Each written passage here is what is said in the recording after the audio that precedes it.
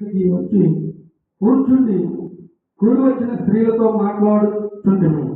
అప్పుడు లూదియా అను దైవభక్తి గల ఒక స్త్రీ నిల్చుండెను. ఆమె ఊదా రంగు పొడి అమ్ము తూతేరా పట్టణస్తురాలు. దేవునికి స్తోత్రం. ప్రభు ఆమె హృదయము తెరిచిన గనక పౌలు చెప్పిన మాటల యందు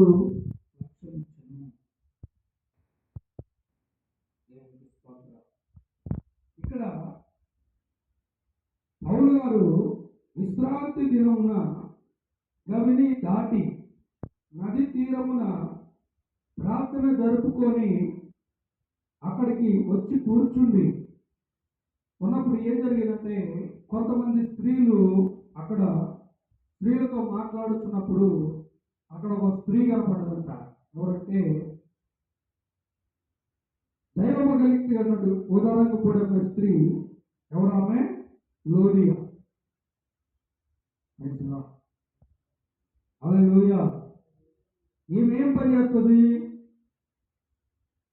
అంటే అక్కడ ఊదా రంగు పొడి అమ్మేటువంటి, అంటే వ్యాపారం చేసేది.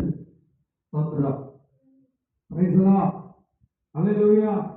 తూతేరా అనగా ప్రజల ఆసియాలో ఒక మహాపట్టణం అంట.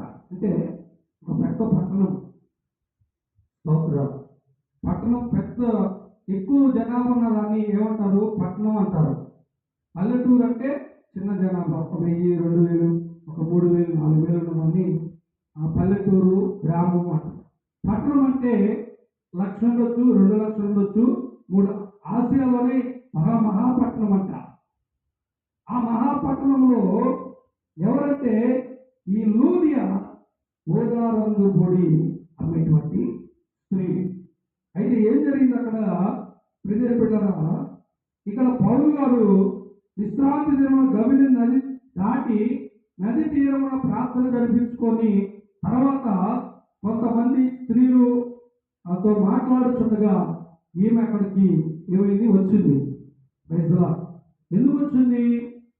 దేవుని మాటలు వినాలని. హల్లెలూయా. చెప్పండి హల్లెలూయా. ఆసక్తి ఉన్నవారిని, ఆశ ఉన్నవారిని దేవుడు ఎప్పుడైనా కానీ గొప్ప చేస్తాడంట.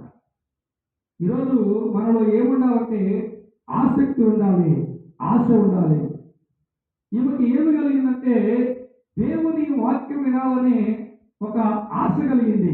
ఏమో భక్తి పరురాలని ఉంది అక్కడ. స్తోత్రం. చెప్పండి హల్లెలూయా. చెప్పండి హల్లెలూయా. ఇక్కడ ఒక లూదియా దైవ